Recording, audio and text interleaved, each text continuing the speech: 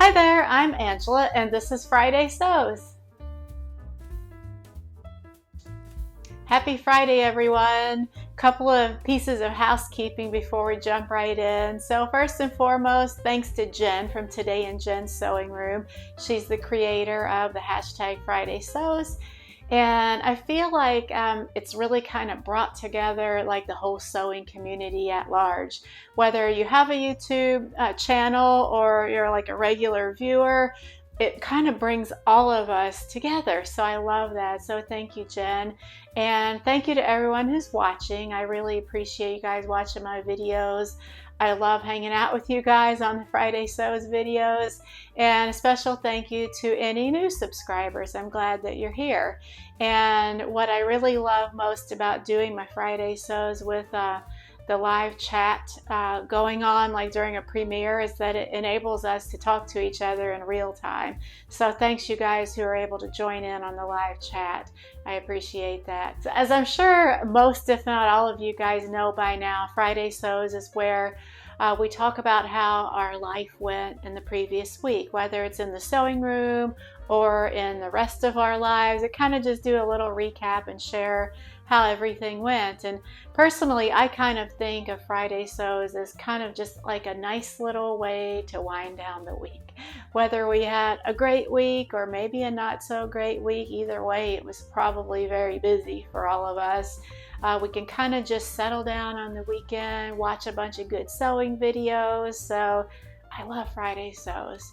So a couple more pieces of housekeeping and then we'll get right into the past week. If you guys have been anywhere in the sewing YouTube community in this past week, you're probably aware of the hashtag Sew Purple to End ALZ 22. That is an initiative that Michelle from Michelle Sews Again is working on to raise awareness for Alzheimer's. And by the way, thanks so much to everyone who watched my hashtag Sew Purple video. I appreciate all of your kind comments greatly. I really do. But I also encourage you to do a search on that hashtag and watch all the other good videos there. And the challenge is still open to any of us to participate. It's over on Instagram, so I won't get into all the details because there's plenty of videos out there that are talking about it. And if you watch my hashtag Sew Purple video, I'll put a link up here. That kind of goes over all the rules. I say there's not too many rules to participate in this challenge. It can be like as very simple as you want to make it or as difficult or complex. Anyway, I hope that you'll participate in that, and it runs until September 30th. So there's still plenty of time to make something in purple and get it posted over on Instagram. Yeah, so enough about that. And then the other challenge that I wanted to let you guys know about is also taking place over on Instagram. It is a jumpsuit challenge, and this one is hosted by V from 85th and Wade. I'll put links to both Michelle's channels and V's channel below, so you'll know where to find them to get more details on that. But V is hosting a jumpsuit challenge that runs from September 25th to October 25th, or maybe October 26th. If I got that wrong, either way, I'll put the dates across the screen here so you'll know. But there's plenty of time to participate in that. I have a couple of patterns in mind that I'm thinking about using for this challenge. I'm not going to share them yet because I'm still trying to whittle it down. I'm pretty sure of the one I'm going to go with, and I will keep you posted on that for sure. So let's jump into my sewing week. And I do have some updates to share with you guys. I finished my Vogue V1630 pants here. They're capri pants that are just pull-on pants with an elastic waist. And I'm not going to show you too much of these yet because I am going to do a full pattern review on this pattern. The pattern is still available. It is still in print from somethingdelightful.com or at Joann's or wherever you buy patterns. So because you can still readily get it, I'm going to do a full pattern review. That'll come in the week to come. So for now, give you a little sneak peek here. And there will be some video footage of me wearing these later in the video when I get into like the life portion of this video. Anyway, I was glad to get these done, and I do like them. I'm wearing them already, so we'll leave it at that. And other than that, what I have done in my sewing room is I made a change to this jacket that I made as part of a collaboration with Pam from @MadeByPam. I'll put a link to her channel below. And this was earlier in the year. She and I made a simplicity jacket together, and it was probably in the spring, maybe late spring. It's been a little while, and I love this jacket. I have been wearing it, so I was able to wear it a little bit in the spring until it got like into the hot summer, and now that the weather's cooling down, I'm wearing it again.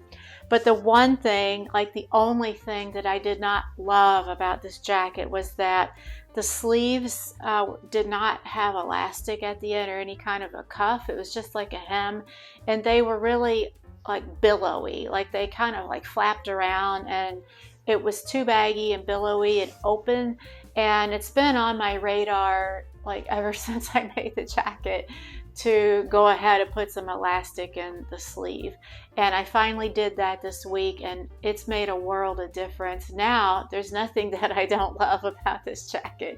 It's maybe, to tell you how much I love this jacket, this might be the thing, other than my wedding gown, this might be my most favorite thing that I've ever sewn, or like the thing that I'm most proud of. Love it.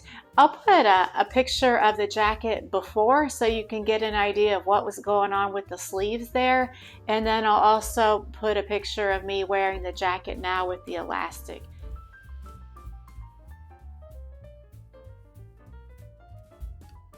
It looks better, and it's way more comfortable. It's not like as annoying. Now it's perfect.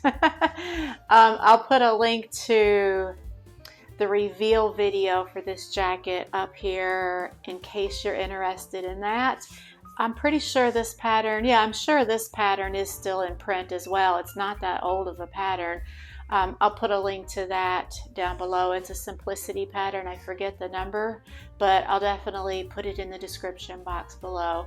So I feel good that I got 2 things done after finishing my Rhapsody top for the Sew Purple challenge. I feel like I'm getting my sewing mojo back, and it feels good. It feels good to get these things done. Also, in the sewing world, I ordered a couple of pieces of fabric, and I'm going to wait until those get here before I show you those. So stay tuned for that. And that's about it for sewing. So in life, I got 1 word to sum up, 3 words to sum up how life has been in the past week outside of my sewing room. New dog, Farley. Farley is his name. You might have seen a previous video where I kind of introduced him. I think it was my most recent Friday sews up till this one. I'll put a link up there in case you're interested. And he is the sweetest dog. He's settling in nicely. I feel like we're all kind of just like settling in together.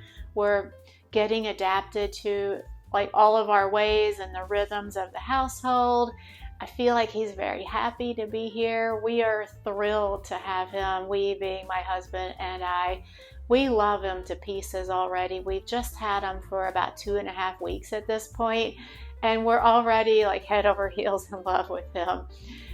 He's doing great. We are getting him enrolled in training classes starting next week. So all 3 of us will go and we'll learn how to train him. So just a little bit about him in case you missed that video. He was a rescue, and he's just over 1 year old.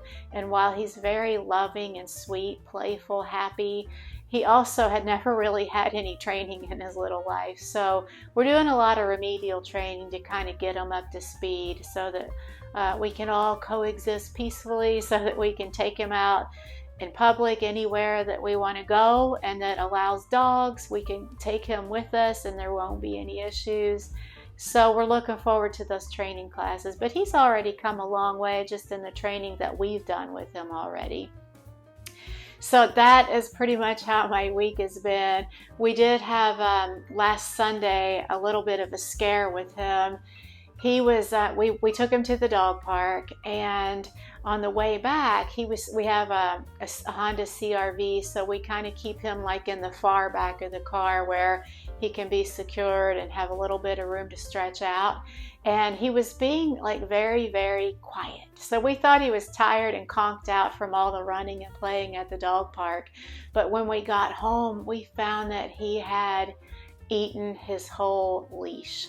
We kept the leash attached to his harness so then it could secure into the car as well to keep him secure.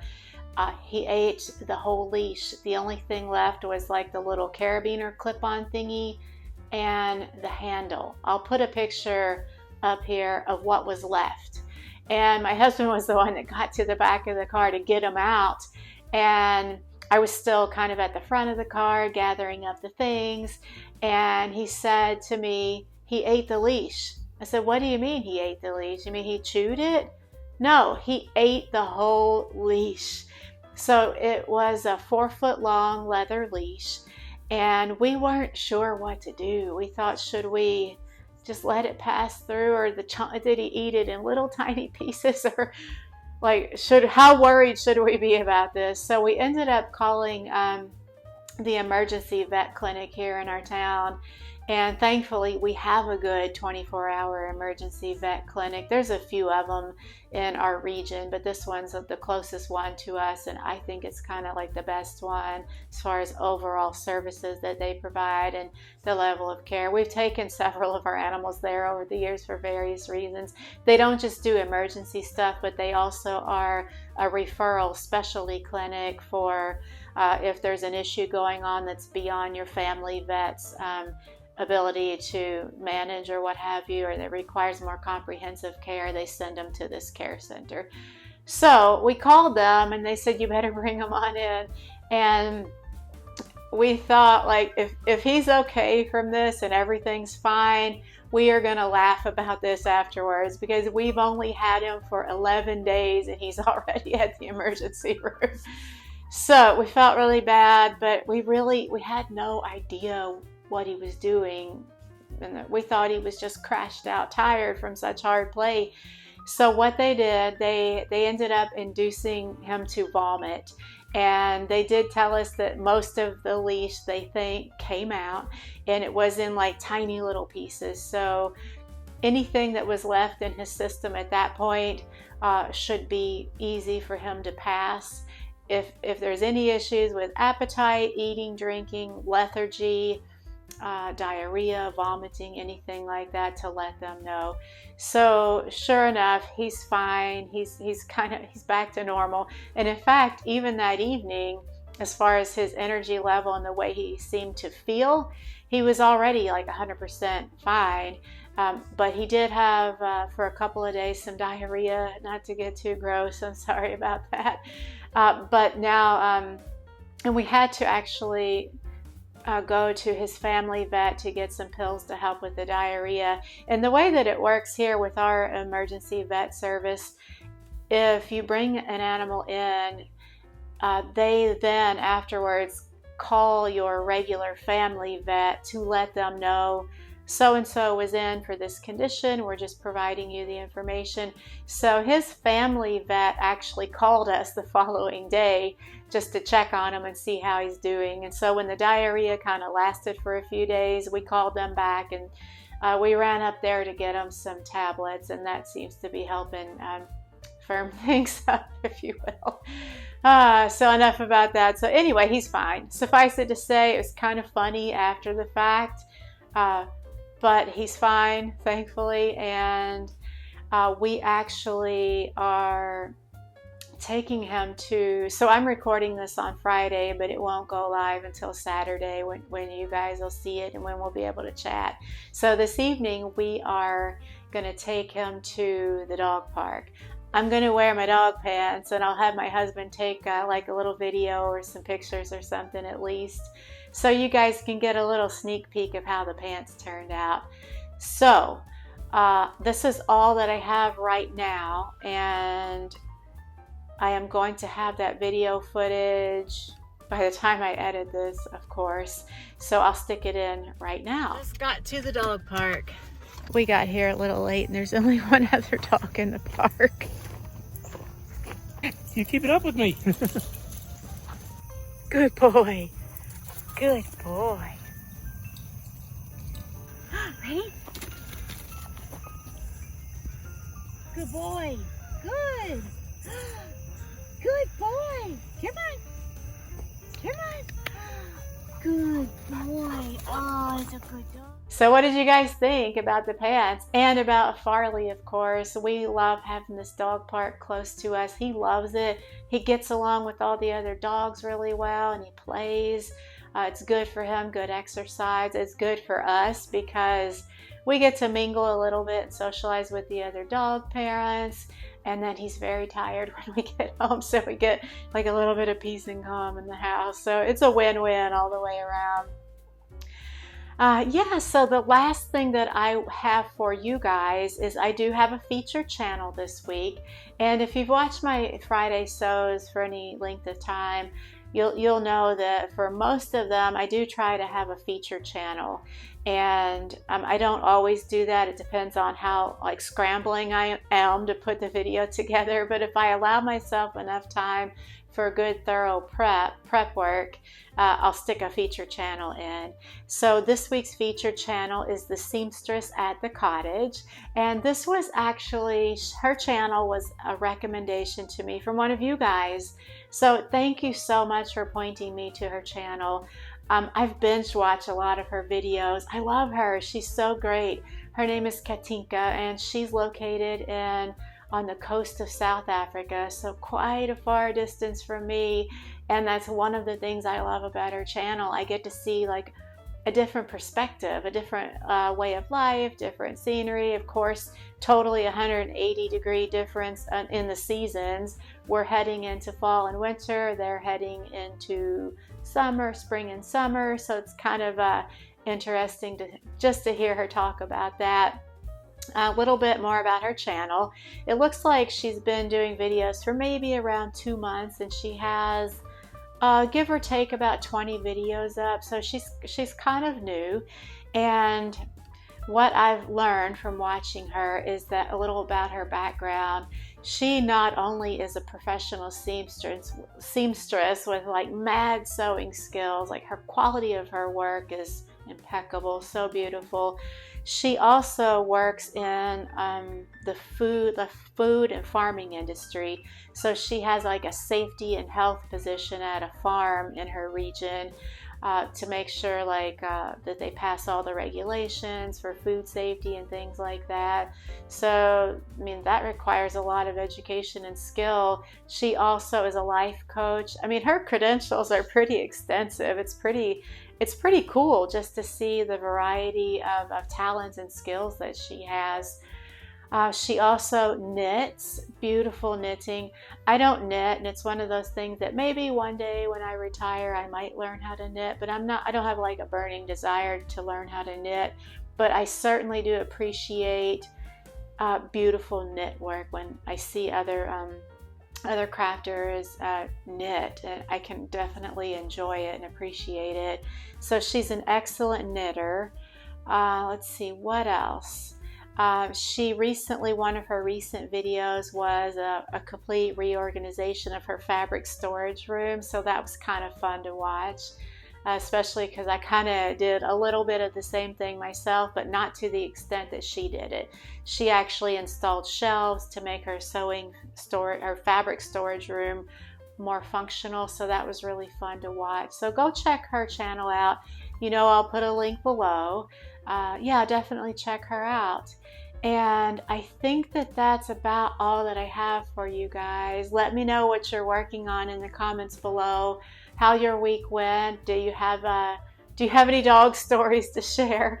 I would love to hear about them. And be sure and tune back in next week when I'll have the full pattern review up for these pants. And that's about it. I hope you're having a great weekend, and I will talk to you next week. Bye.